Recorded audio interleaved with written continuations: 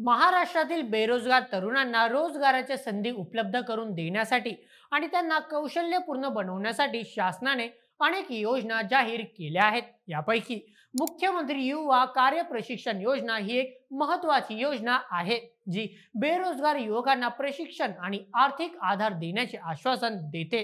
पण या योजनेच्या अंमलबजावणीत येणाऱ्या अडचणींमुळे अनेक तरुण आर्थिक संकटात सापडले आहेत। विशेषतः जिल्हा परिषद शाळांमधील प्रशिक्षणार्थींना गेल्या 7 महिन्यांपासून वेतन मिळालेले नाही, ज्यामुळे त्यांचे जीवन उद्ध्वस्त होण्याच्या मार्गावर आहे। या बातमीत आपण या योजनेची सविस्तर माहिती, त्यातील अडचणी आणि शासनाच्या इतर योजनांमधील त्रुटींवर चर्चा करू। तसेच लाडकी बहीण योजनांमधील समस्यांवरही प्रकाश टाकू। चला तर मग जाणून घेऊया या गंभीर समस्येची सविस्तर माहिती आजच्या व्हिडिओमध्ये। नमस्कार, मी नील सोनार, तुम्ही पाहत आहात बोल एमएच।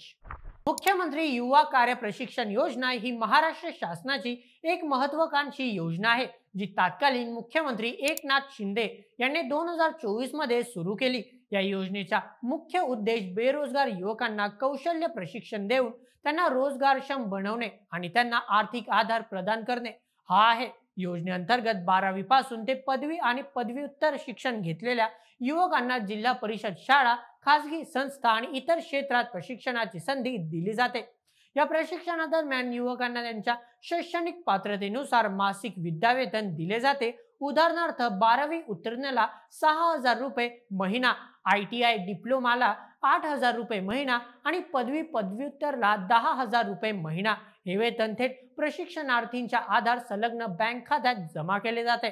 योजनेचा कालावधी 5 वर्षांचा असून यासाठी 5,500 कोटी रुपयांचा निधी उपलब्ध करून देण्यात आला आहे। योजनेची अंमलबजावणी कौशल्य विकास, रोजगार आणि उद्योजकता आयुक्तालय महाराष्ट्र राज्य यांच्या मार्फत केली जाते।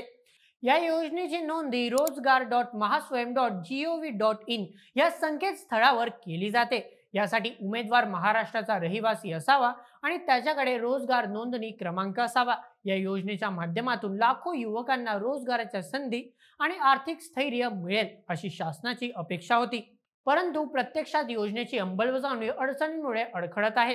महाराष्ट्रातील अनेक जिल्ह्यांमध्ये मुख्यमंत्री युवा कार्य प्रशिक्षण योजना यशस्वीपणे राबवली जात आहे, परंतु जिल्हा परिषद शाळांमधील प्रशिक्षणार्थींसाठी ही योजना डोकेदुखी ठरली आहे। सुमारे 700हून अधिक युवकांनी जिल्हा परिषद शाळांमध्ये प्रशिक्षण घेतले आहे, परंतु फेब्रुवारी 2025 पासून त्यांचे वेतन अडकले आहे। 7 महिन्यांपासून अधिक काळ त्यांना एकही पैसा मिळालेला नाही। ऑगस्ट 2025 मध्ये त्यांचा प्रशिक्षण कालावधी 11 महिन्यांचा पूर्ण होत आहे आणि तरीही त्यांना वेतनाची प्रतीक्षा आहे। दुसरीकडे खासगी शाळांमधील प्रशिक्षणार्थींना त्यांचे वेतन वेळेवर मिळाले आहे, पण जिल्हा परिषद शाळांमधील युवकांना प्रशासकीय आणि आर्थिक अडचणींमुळे वेतन मिळण्यात अडथळे येत आहेत। यामुळे अनेक युवक आर्थिक संकटात सापडले आहेत। जिल्हा परिषद शाळांमधील वेतन अडकण्यामागे प्रशासकीय आणि आर्थिक अडथळे असल्याचे सांगितले जाते। निधी वितरणात विलंब, कागदपत्रांच्या पडताळणीत अडचणी आणि प्रशासकीय पातळीवरील समन्वयाचा अभाव यामुळे ही समस्या उद्भवली आहे। शासनाने संबंधित विभागांना तातडीने उपाययोजना करण्याचे निर्देश दिले आहेत आणि लवकरच वेतन जमा करण्याचे आश्वासन दिले आहे, पण जोपर्यंत प्रत्यक्षात पैसे खात्यात जमा होत नाहीत तोपर्यंत या युवकांना आर्थिक त्रास सहन करावा लागत आहे। मुख्यमंत्री युवा कार्य प्रशिक्षण योजनेप्रमाणे शासनाने यापूर्वी अनेक योजना मोठ्या थाटामाटात जाहीर केल्या, परंतु अंमलबजावणीत त्रुटी आणि प्रशासकीय अडचणींमुळे त्या अपयशी ठरल्या। आता त्या योजनांबद्दल जाणूया। सर्वप्रथम महात्मा ज्योतिराव फुले कर्जमुक्ती योजना 2019।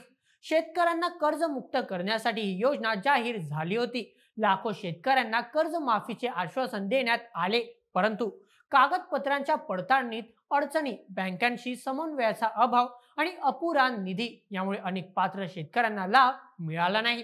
मग शिवभोजन थाळी योजना, गरिबांना 5 ते 10 रुपये दराने जेवण देण्याची ही योजना सुरू झाली। सुरुवातीला मोठ्या प्रमाणात गाजावाजा झाला, परंतु कालांतराने अनेक शिवभोजन केंद्रे बंद पडली। निधी वितरणातील विलंब आणि स्थानिक पातळीवरील अडचणींमुळे ही योजना प्रभावी ठरली नाही। मग महिला सक्षमीकरण योजना, महिलांना आर्थिकदृष्ट्या स्वावलंबी बनवण्यासाठी अनेक योजना जाहीर झाल्या, परंतु प्रशिक्षण केंद्रांचा अभाव, निधीची कमतरता आणि अंमलबजावणीतील त्रुटी यामुळे त्या यशस्वी होऊ शकल्या नाहीत. या योजनेप्रमाणेच मुख्यमंत्री युवा कार्य प्रशिक्षण योजनेतही प्रशासकीय आणि आर्थिक अडचणींमुळे युवकांचे हाल होत आहेत. शासनाच्या मोठ्या घोषणांनंतरही प्रत्यक्ष अंमलबजावणी कमकुवत राहते आणि याचा फटका सामान्य जनतेला बसतो. मुख्यमंत्री माझी लाडकी बहीण योजना ही आणखी एक महत्त्वाकांक्षी योजना आहे, ज्यामुळे महिलांना दरमहा 1500 रुपये देऊन आर्थिक सक्षमीकरणाचे आश्वासन देण्यात आले आहेत. परंतु या योजनेच्या अंमलबजावणीतही अनेक त्रुटी समोर आल्या आहेत. जसं की सर्वप्रथम अर्ज प्रक्रियेत अडथळे. ग्रामीण भागातील महिलांना ऑनलाईन अर्ज करण्यात तांत्रिक अडचणी आल्या. इंटरनेट सुविधा आणि माहितीच्या अभावामुळे अनेकांना अर्ज करता आले नाहीत. मग निधी वितरणात विलंब.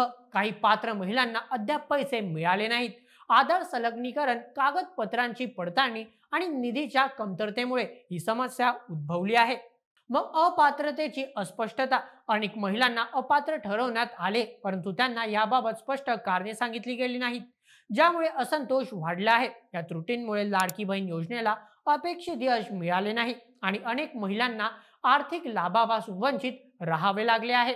मुख्यमंत्री युवा कार्य प्रशिक्षण योजनेतील वेतन अडकण्याच्या समस्येवर तातडीने उपाययोजना करणे गरजेचे आहे. शासनाने काही महत्त्वाचे पावले उचलण्याची आवश्यकता आहे. सर्वप्रथम प्रशासकीय सुधारणा, निधी वितरण प्रक्रिया सुलभ करणे आणि प्रशासकीय समन्वय सुधारणे. मग निधीची उपलब्धता. योजनेच्या अंमलबजावणीसाठी पुरेसा निधी तातडीने उपलब्ध करणे. मग पारदर्शकता. वेतन अडकण्याची कारणं आणि उपाययोजनांबाबत युवकांना स्पष्ट माहिती देणे. मग कालबद्ध योजना. वेतन देण्यासाठी निश्चित वेळापत्रक तयार करणे, जेणेकरून भविष्यात अशा समस्या उद्भवणार नाहीत. याशिवाय शासनाने इतर योजनांमधील त्रुटींचा अभ्यास करून भविष्यात अशा चुका टाळण्यासाठी ठोस पावले उचलण्याची गरज आहे. मुख्यमंत्री युवा कार्य प्रशिक्षण योजना ही बेरोजगार युवकांसाठी एक आशेचा किरण आहे, परंतु प्रशासकीय आणि आर्थिक अडचणींमुळे ही योजना अपेक्षित यश मिळवू शकलेली नाही. जिल्हा परिषद शाळांमधील 700हून अधिक प्रशिक्षणार्थी 7 महिन्यांपासून वेतनाच्या प्रतीक्षेत आहेत आणि त्यांच्यावर आर्थिक संकट कोसळले आहे. शासनाने तातडीने उपाययोजना करून या युवकांना दिलासा देणे आवश्यक आहे. तसेच लाडकी बहीण योजनेसारख्या इतर योजनांमधील त्रुटीवरून शासनाने धडा घेऊन भविष्यातील योजनांची अंमलबजावणी अधिक प्रभावीपणे करावी. शासनाच्या मोठ्या घोषणा आणि प्रत्यक्ष परिणाम यात सुसंगती असणे गरजेचे आहे, जेणेकरून सामान्य नागरिकांना खऱ्या अर्थाने लाभ मिळेल. तुम्हाला या समस्यांबद्दल काय वाटते? तुमचे मत आम्हाला कमेंटमध्ये सांगायला विसरू नका आणि अशाच व्हिडिओंकरता सबस्क्राईब करा बोल एमएच या आपल्या YouTube चॅनलला. धन्यवाद.